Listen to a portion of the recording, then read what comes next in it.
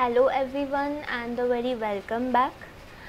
So today I am going to explain you about the topic of growth, which is in your unit of plant physiology, right? So basically in this lecture we are going to understand about the phases of growth, like the plant when it grows, when it passes through the period of growth, what are the various phases, and we are also going to look into certain factors that affect growth, right? So we start first of all with the understanding of what is growth. So I think we all know that it is a vital process, right? So चाहे छोटा बच्चा हो या फिर plant का छोटा सा seedling हो या फिर एनिमल का बेबी हो, राइट?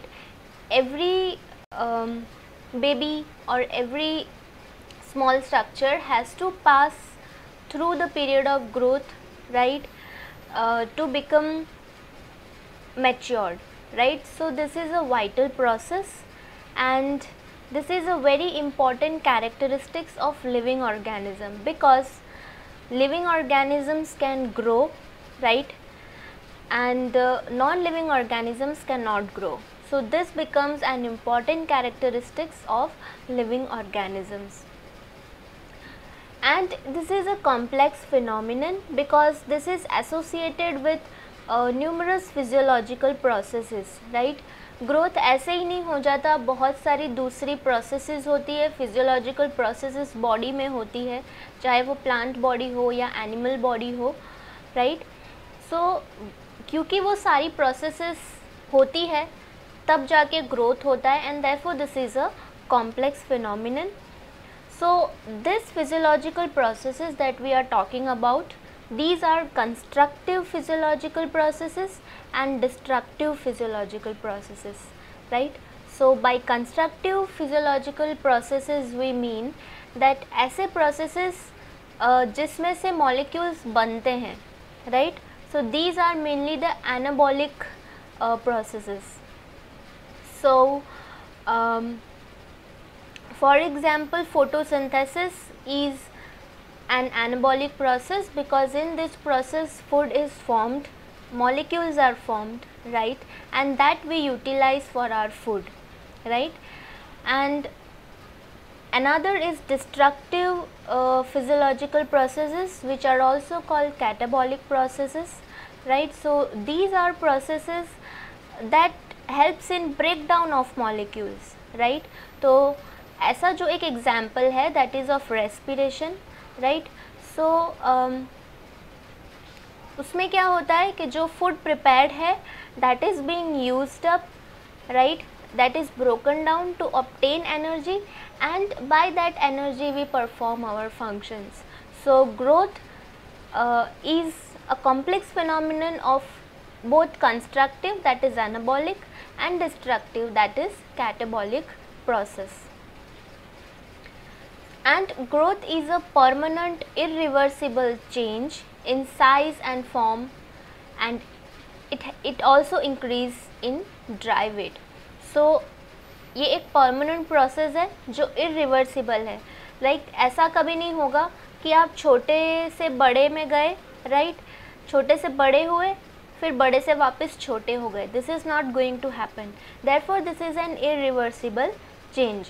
सो कभी कभी हम बड़े हो जाते हैं तो हम अक्सर सोचते हैं, राइट, कि छोटे होते तो अच्छा होता, but we know that this is not possible, right? So this is an irreversible change in size and form, right, and this leads to increase in dry weight. Dry weight का यहाँ पे मतलब है कि जो हम प्लांट बॉडी की बात कर रहे हैं तो उसका अगर हम ड्राई वेट यानी कि उसको सुखा के उसका जब वेट ले, राइट, अलग अलग स्टेजेस में, तो जो मैच्योर्ड प्लांट है उसका ड्राई वेट ज़्यादा होगा, जो स्मॉल प्लांट है उसका ड्राई वेट कम होगा, right? So growth leads to increase in dry weight. And growth is a quantitative phenomenon with respect to time, मतलब टाइम के साथ ये इंक्रीज़ होता है, तो आप क्या क्वांटिटी है वो मेजर कर सकते हैं. जैसे मैंने कहा ड्राई वेट हम मेजर कर सकते हैं, तो this becomes a quantity, you can calculate in grams, right, grams और kilograms.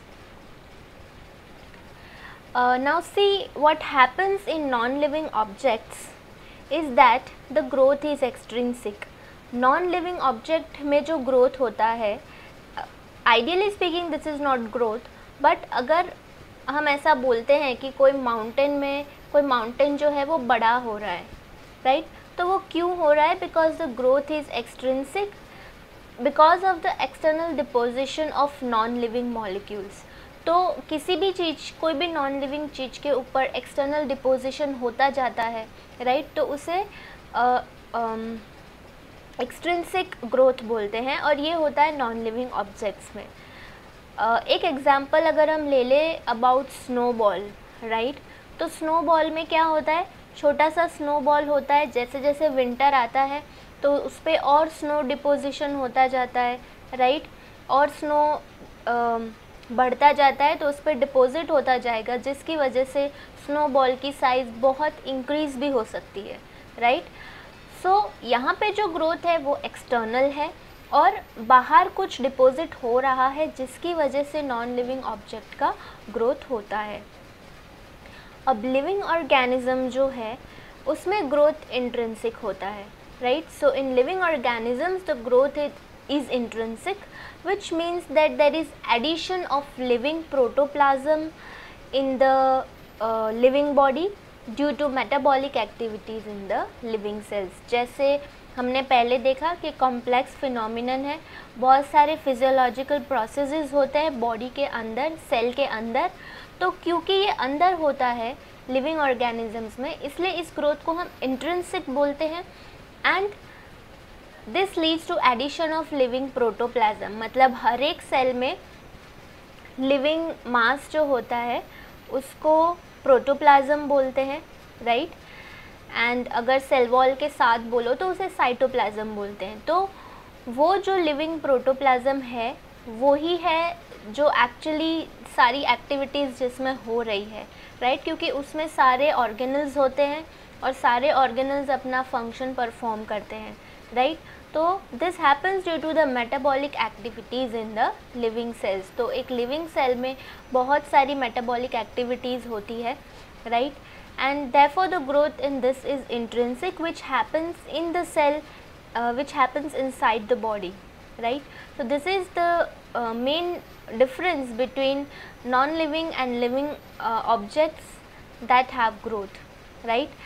Though ideally speaking this is not growth, but if we want to say that this is growth in non-living organism, then we need to mention that this is extrinsic growth, which is because of the external deposition of certain molecules, right.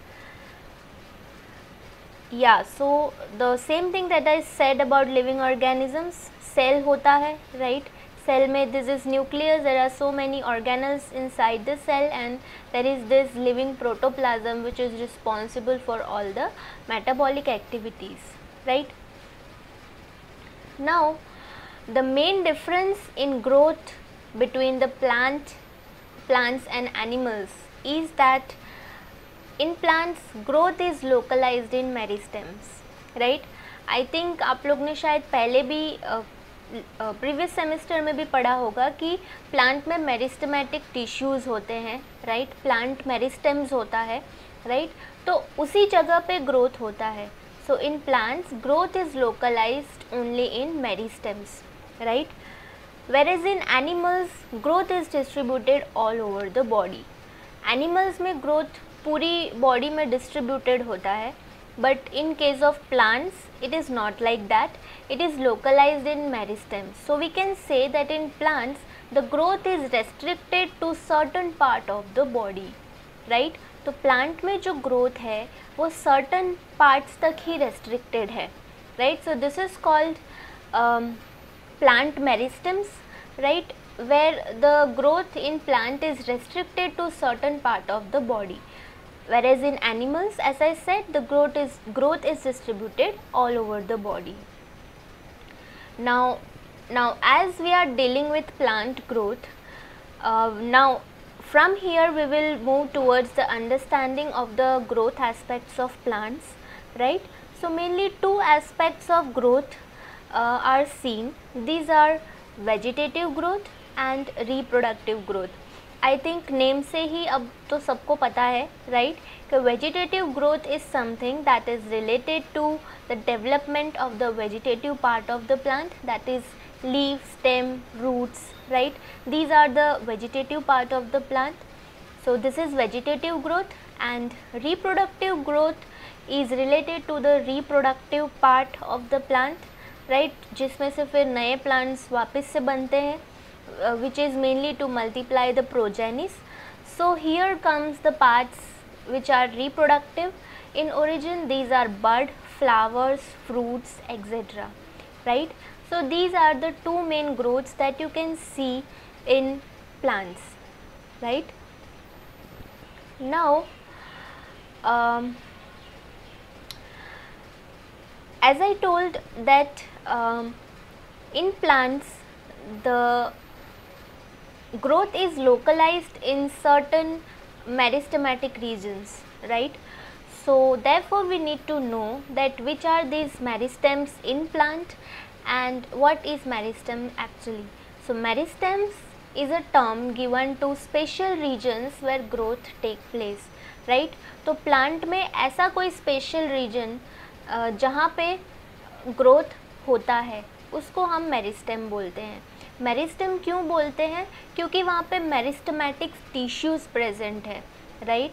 And meristematic tissues की क्या qualities है कि वो बार बार divide कर सकते हैं, right? और एक में से बहुत सारे सेल्स बन सकते हैं जो अल्टीमेटली ग्रोथ में हेल्प करता है, राइट? देयरफॉर इस एरिया को हम मेरिस्टेम्स बोलते हैं। अब हम देखते हैं कि प्लांट्स में कहाँ कहाँ और कौन से मेरिस्टेम्स होते हैं। सो प्लांट में basically there is an apical meristem, not one apical meristem. In fact in plant there is the upper apical meristem and the lower apical meristem. So the upper apical meristem is called the shoot apical meristem जहाँ से shoot development होता है, and the lower apical meristem is called the root apical meristem जहाँ से root development होता है, right? So these are the two apical meristems that are present in the plant. One is near the shoot apex and one is near the root apex. So these two meristems are responsible for the primary growth of the plant, right? तो आप लोग ने पढ़ा होगा anatomy में primary growth होता है, secondary growth होता है, राइट? सो प्लांट का जो प्राइमरी ग्रोथ है that takes place from these apical meristems and this growth adds to the length of the plant. तो क्योंकि ये मेरिस्टम्स यहाँ पे लोकेटेड है एपेक्स पे, राइट, तो यहाँ से प्लांट का लेंथ इंक्रीज होता है। This will help in increasing the length of the root and this will help in increasing the length of the shoot.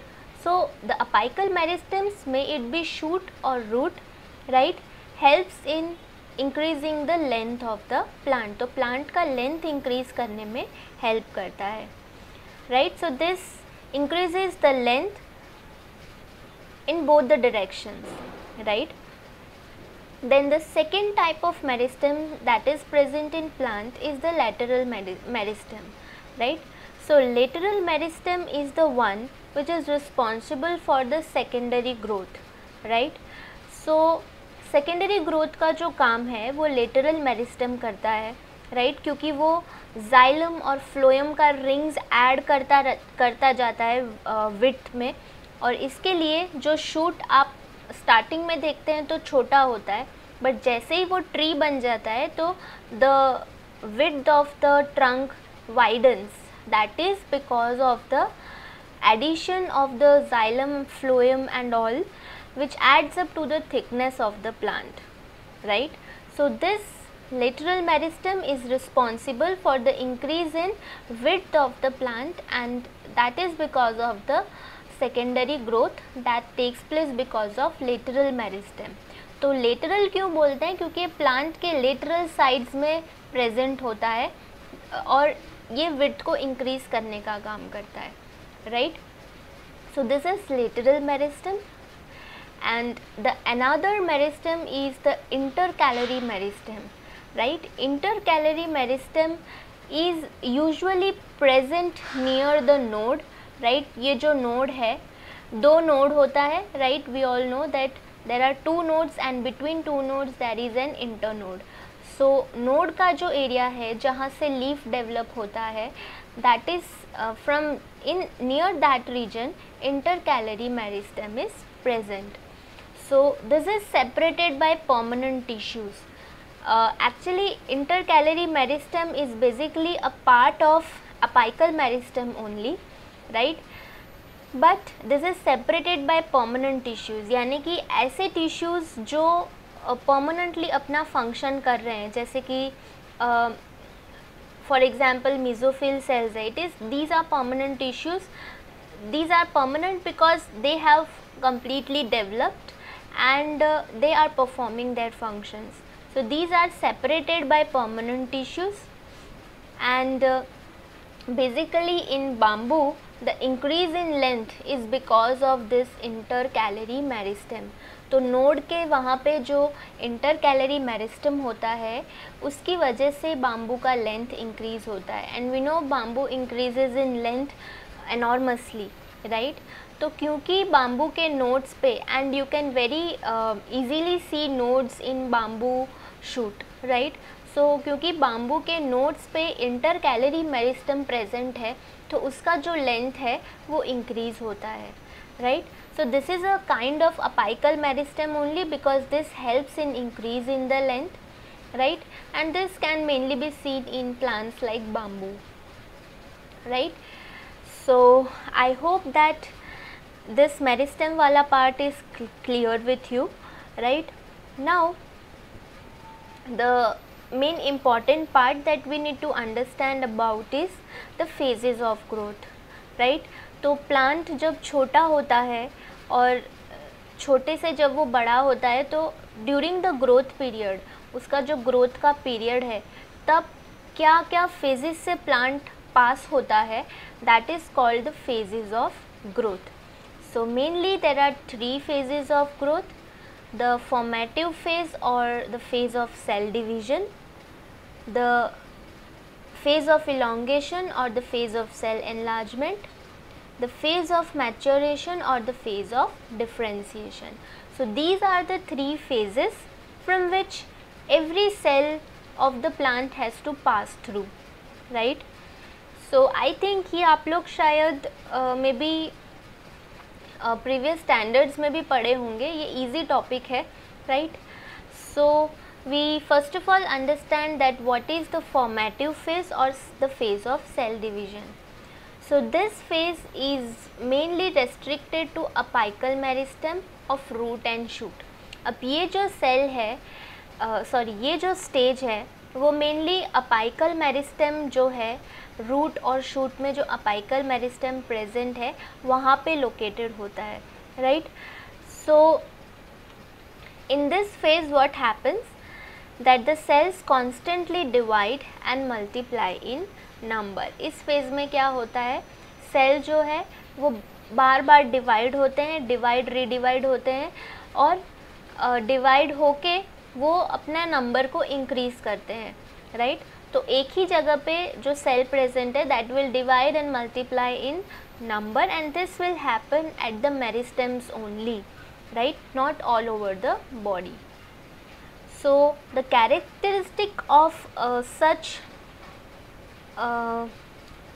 the characteristic of cells that pass through such phase is that the cells are here thin walled. यहाँ पे जो cells होंगे वो thin walled होंगे. They have dense cytoplasm. The cytoplasm is dense, right. It has a prominent nucleus. Nucleus अच्छे से आप देख सकते हैं. Isodiametric मतलब oval या तो round shape का होगा. And they have intercellular spaces, मतलब 2 सेल के बीच में इंटरसेल्यूलर स्पेस भी होगा, स्पेस होगा, right. So this is the characteristic of a cell that passes through the phase of cell division, right. तो क्योंकि ये फेज़ में बार बार सेल्स डिवाइड होते हैं तो इसको सेल डिवीजन का फेज़ बोलते हैं. और फॉर्मेटिव फेज़ इसलिए बोलते हैं क्योंकि ये जो है ये बेसिक फेज़ है जहाँ पे फॉर्मेशन होता है सेल्स का, बहुत सारे सेल्स बनते हैं और इसलिए इसको फॉर्मेटिव फेज भी बोलते हैं। अब अपने आते हैं फेज ऑफ इलोंगेशन और सेल एनलार्जमेंट में, right. So after this phase has been completed, ये फेज जब कंप्लीट हो जाता है तो सेकेंड फेज आता है जिसको बोलते हैं फेज ऑफ इलोंगेशन और cell enlargement. So here the cells no longer divide, यहाँ पे जो सेल्स हैं वो डिवाइड ही नहीं होते, राइट।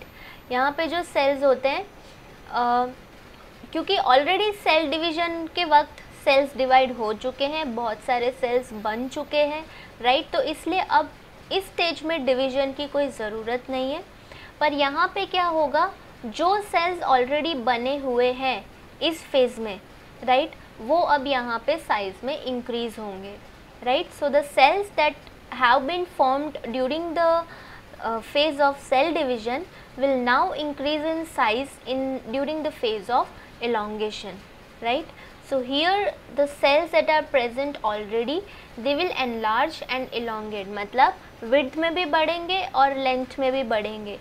ये कब तक होगा? Until they reach their maximum dimension. Now see, everything is decided, everything is destined to have its own dimension, right. जितना ग्रोथ होना होता है, कितना होना है, वो सब already, you know, that is already a natural mechanism, right. So the cells will enlarge and elongate until they reach their maximum dimension. जब तक वो अपने खुद के maximum dimension यानी कि maximum shape और size तक नहीं आ जाएंगे, तब तक they will enlarge and elongate.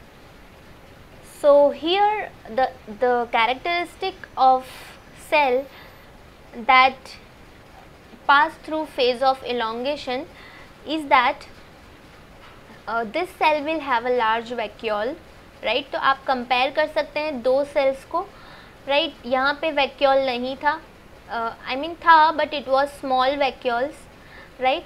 But यहाँ पे एक बहुत बड़ा लार्ज वैक्यूल प्रेजेंट है. प्रोटोप्लाज्म वैक्यूल प्रेजेंट होने की वजह से the protoplasm moves towards periphery. जितना भी प्रोटोप्लाज्म है वो पेरीफेरी पे चला जाता है, मतलब कॉर्नर्स पे चला जाता है.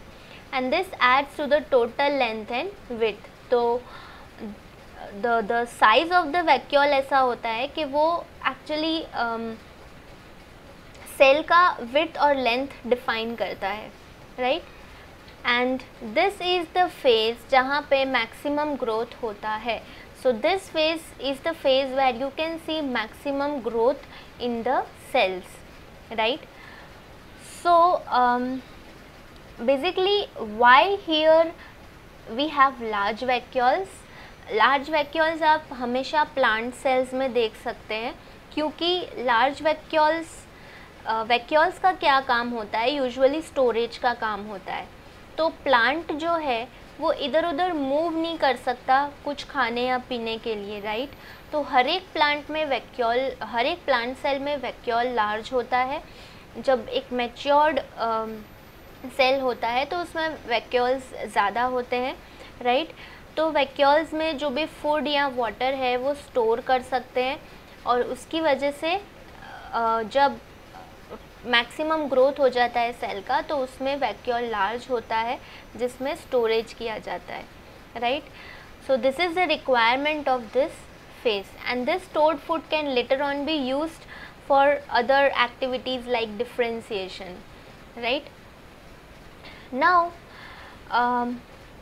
after this phase has been completed, once the cell has achieved its maximum size, once the cell has completely grown, now comes the phase which is the last phase. This is called the phase of maturation or differentiation. तो अब जो phase आता है वो last phase है और इसको बोलते हैं phase of maturation या फिर phase of differentiation. So इस phase में क्या होता है, the cells mature and differentiate. Cell जो भी है वो बड़ा होता है, mature होता है और differentiate होने लगता है. differentiate का यहाँ पे क्या मतलब है कि सब अपने अपने फंक्शन को लेकर अलग हो जाते हैं, राइट. एक डिफरेंस क्रिएट हो जाता है. For example, this is a sclerenchyma cell, right. तो स्क्लेरेनकाइमा जो होता है वो डेड सेल होता है, उसका फंक्शन कुछ और है, राइट। सिमिलरली कोलेनकाइमा जो होता है वो अलग सेल है, उसका फंक्शन कुछ और है। वैसे ही हर एक सेल अपना फंक्शन लेकर it differentiates. So for example, xylem cells have the function of conducting water, phloem cells have the function of conducting food, right. Similarly, mesophyll cells have the function of photosynthesis, right. And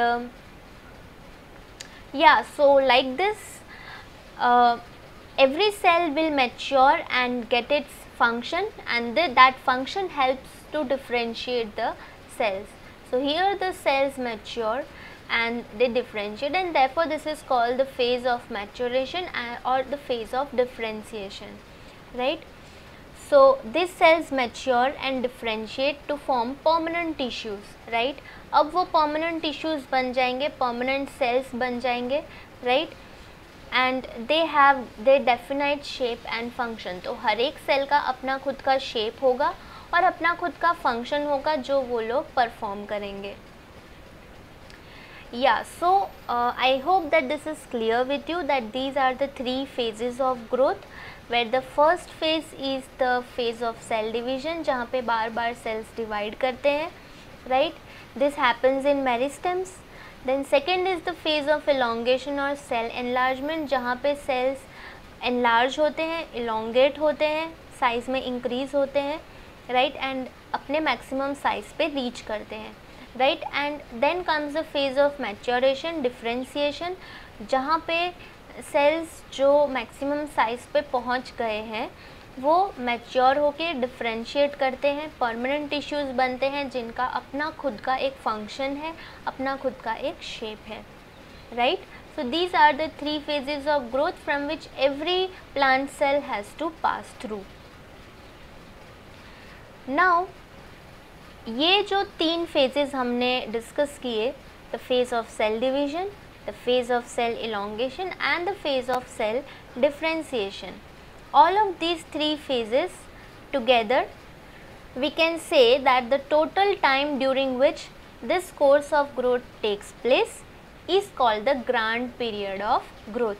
तो वो पूरा time जिसमें ये पूरा growth हो रहा है, ये जो टोटल टाइम है जिसमें ये पूरा ग्रोथ हो रहा है, that is called the grand period of the growth, right. तो ये तीनों फेज़ पास करने में, ये तीनों फेज़ के वक्त जो ग्रोथ हुआ, जो कोर्स ऑफ ग्रोथ हुआ, दैट इज़ कॉल्ड द जो पूरा टाइम लगा, that is called the grand period of the growth. So अगर हम इस ग्रोथ रेट को, ये जो ग्रोथ रेट जो ग्रोथ हुआ, उस ग्रोथ के रेट को हम टाइम के अगेंस्ट प्लॉट करें, एक ग्राफ बनाएं, तो हमें एक कर्व मिलेगा जिसको बोलते हैं सिग्मोइडल कर्व, राइट. तो हमें इसमें जो कर्व मिलेगा that is called a sigmoidal curve, right. So now the next thing that we are going to understand is the growth curve. इससे ये जब हम इस तरीके से प्लॉट करते हैं ग्रोथ रेट और टाइम, तो हमें एक कर्व मिलता है जिसको हम बोलते हैं sigmoidal curve.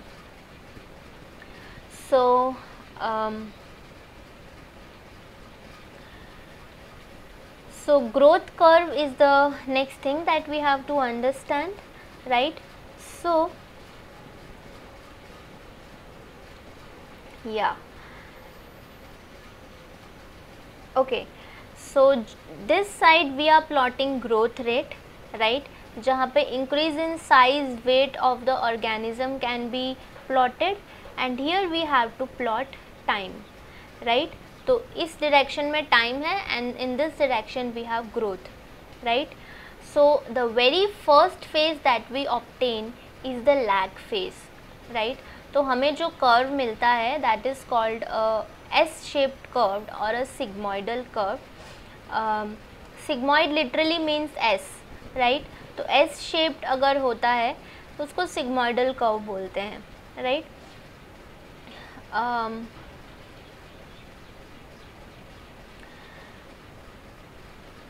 So the first phase that we can see here is the lag phase, right? तो ये हमारा lag phase है. अब lag phase हमें कौन से फेज़ के वक्त मिलता है ग्रोथ के? तो सेल डिवीज़न का जो फेज़ है, जो सबसे पहला फेज़ था, राइट, तब जो ग्रोथ है उसको हम लैग फेज़ बोलते हैं, क्योंकि यहाँ पे रेट ऑफ ग्रोथ जो है वो बहुत स्लो है, राइट. यहाँ पे कोई ग्रोथ नहीं हो रहा है ज़्यादा. यहाँ पे क्या होगा, सेल्स बस डिवाइड होते जाएंगे, right, to perform to reach the next stage, right. So यहाँ पे सेल डिवीज़न का जो स्टेज है, यहाँ पे rate of growth is very slow. यहाँ पे ग्रोथ बहुत शॉर्ट है, right. Then comes the next stage, which is the exponential phase. Now see the second phase आप देखो तो that is called the log or exponential phase or logarithmic phase.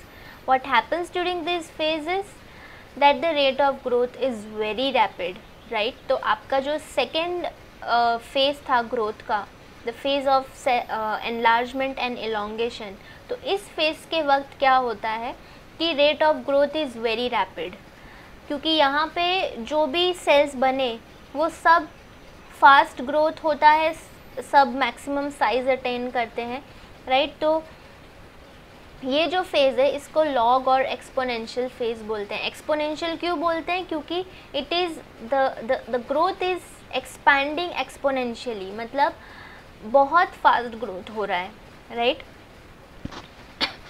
And the third phase that we get is the stationary phase, which happens during the cell differentiation, where the growth becomes steady.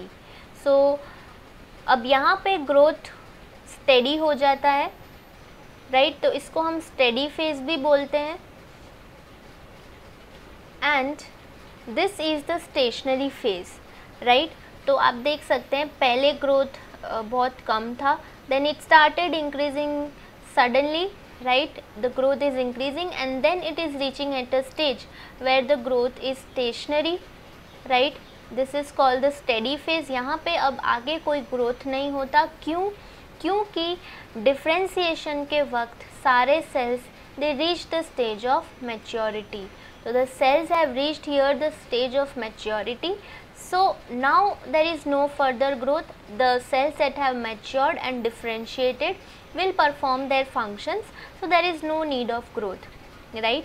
So here the cells are matured and hence the cells are here at a steady state. Now this leads to later on senescence, right. क्योंकि cell जब एक ही phase में है तो जब उसका function ख़त्म हो जाएगा it will age and this will lead toward the stage of senescence. तो इसके बाद जो नेक्स्ट स्टेज आएगा दैट इज़ सेनेसेंस. सेनेसेंस का मतलब है एजिंग, राइट. तो हर एक सेल जो है उसका सर्टन टाइम पीरियड होता है, तब तक वो रहेगा and then it will die, right. And similarly new cells will be formed and they will perform their functions and they will die. So here comes the word of senescence. Now between this stationary phase and the log or exponential phase we can say that this is diminishing growth phase, right. growth increase हुआ but अब यहाँ पे ऐसे stage पे आ गया जहाँ पे जो ग्रोथ है वो धीरे धीरे अब कम होता जा रहा है, तो इसको बोलते हैं diminishing growth phase which then moves towards the stationary phase.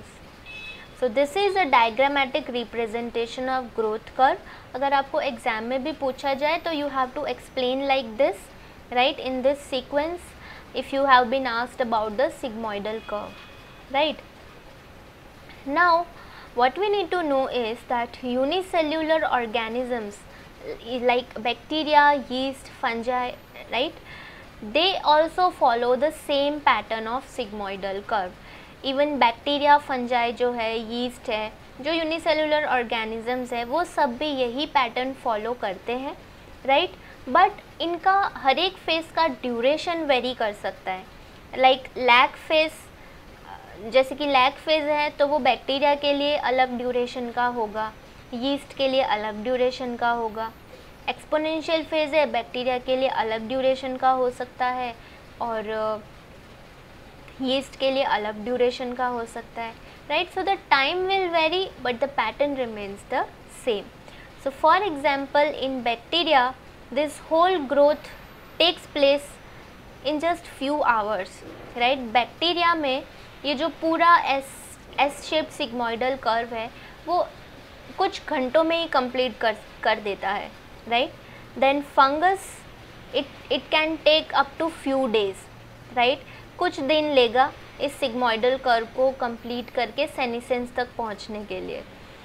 Annual plants जो है वो फ्यू मंथ्स लेंगे, लाइक 2-3 मंथ्स लेंगे, सीज़न का 2-3 महीने लेंगे and they will complete their sigmoidal curve. And perennials यानी कि जो बहुत सालों तक रहते हैं वो कुछ ईयर्स लेंगे अपना ये एस शेप्ड कर्व कंप्लीट करने के लिए, राइट. तो the time might very but the pattern remains the same. Sigmoidal curve आप सब में देख सकते हैं, right. So this is about growth curve. Now we need to look into the factors affecting growth, right. तो अब आप समझ गए हैं कि ग्रोथ क्या है, ग्रोथ फेजेस क्या है और ग्रोथ कर्व क्या है. तो हम कुछ फैक्टर्स देखते हैं जो ग्रोथ को अफेक्ट करता है. तो mainly there are 2 types of factors. These are environmental factors and physiological factors, right. तो एनवायरमेंटल फैक्टर्स हो सकते हैं और फिजियोलॉजिकल फैक्टर्स हो सकते हैं. अब एरियल पार्ट जो होता है मतलब प्लांट का वो पार्ट जो एयर के कांटेक्ट में है, for example shoot, that is mainly affected by climatic factors. तो एरियल पार्ट जो होता है जैसे कि लीफ है, स्टेम है, ये सब जो है वो क्लाइमेट से ज़्यादा इफेक्ट होता है क्योंकि क्लाइमेट के डायरेक्ट कांटेक्ट में वो होता है. वेरेज रूट यानी कि ऐसा पार्ट जो सॉइल में सबमर्ज्ड है, right, that is affected by edaphic factors. तो रूट को कौन से फैक्टर्स से अफेक्ट पड़ेगा? एडाफिक फैक्टर से. अगर आपको याद हो तो हमने एडाफिक फैक्टर्स का पूरा टॉपिक लास्ट टाइम किया था, राइट. तो सबको पता है एडाफिक फैक्टर्स क्या है, वो सारे फैक्टर्स जो सॉइल से रिलेटेड हैं. तो रूट क्योंकि सॉइल में होता है तो उसको सॉइल के फैक्टर्स ज़्यादा अफेक्ट करेंगे. अब फिजियोलॉजिकल फैक्टर्स की जो हम बात कर रहे हैं वो क्या फैक्टर्स हो सकते हैं?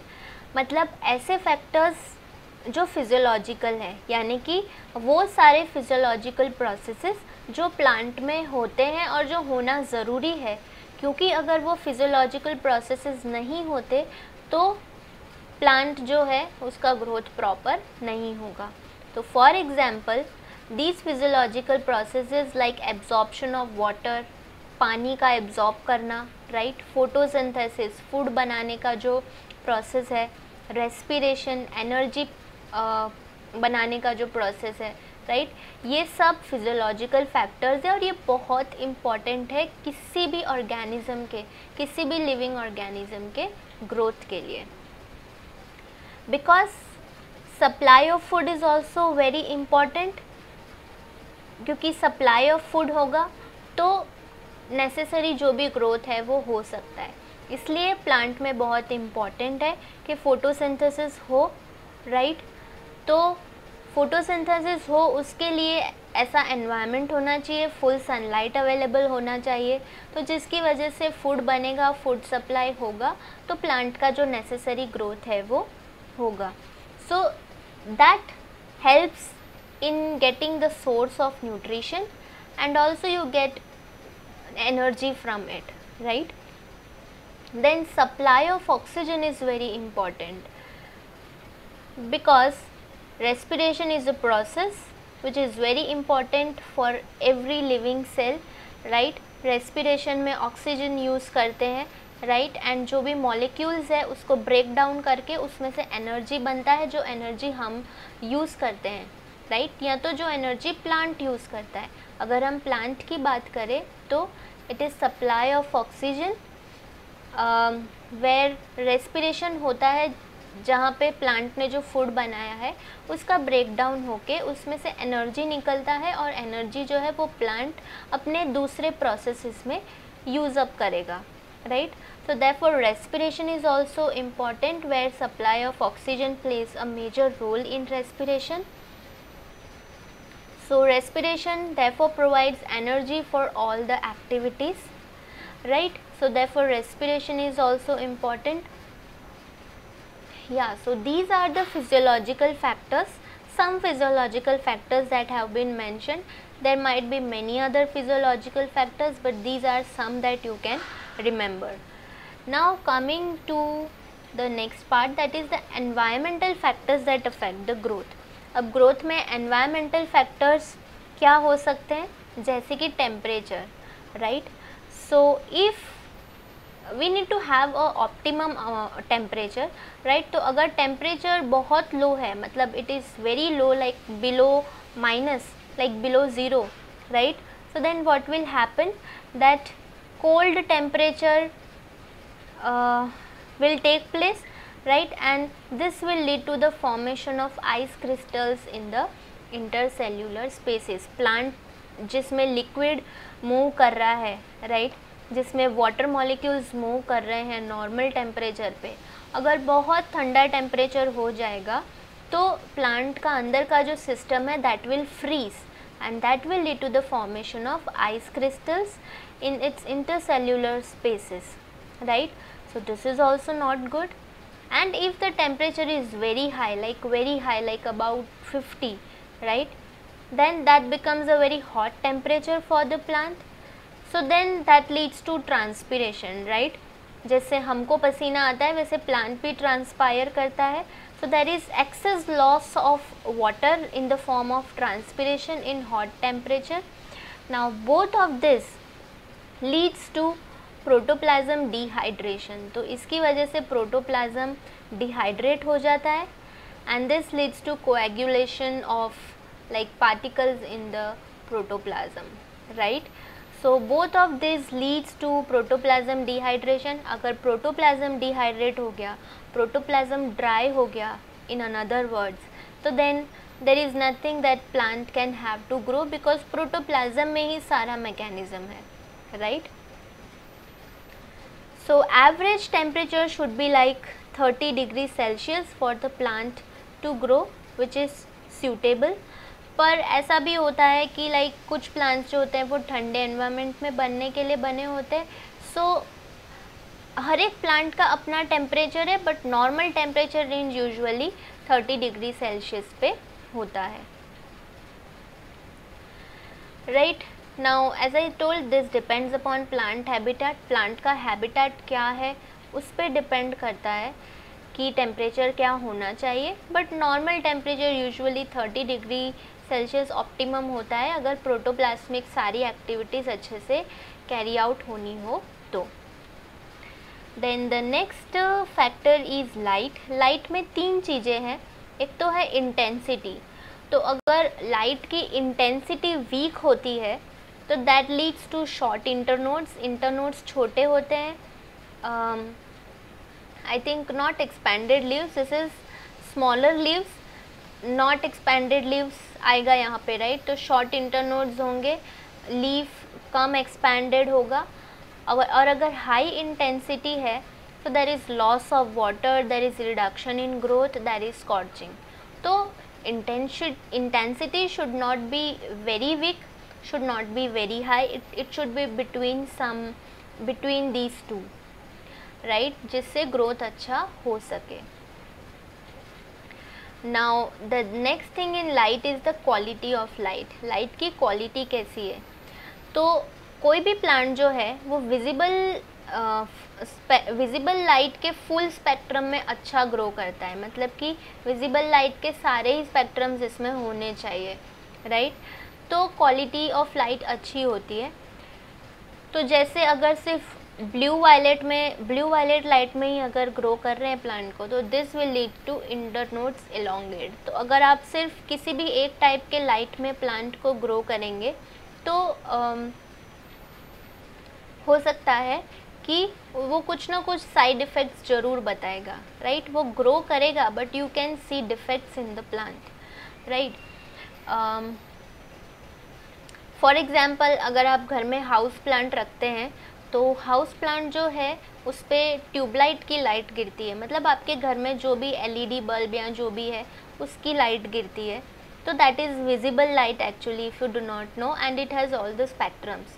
So house plant can perform in the artificial visible light. Now the third thing about light is the duration of light. So absence of light is always harmful. अगर लाइट बिल्कुल प्रेजेंट नहीं है तो वो plant के लिए harmful है. So light का ड्यूरेशन क्या है वो बहुत डिफाइन करता है कि आपके प्लांट में फ्लावर आएंगे कि नहीं आएंगे.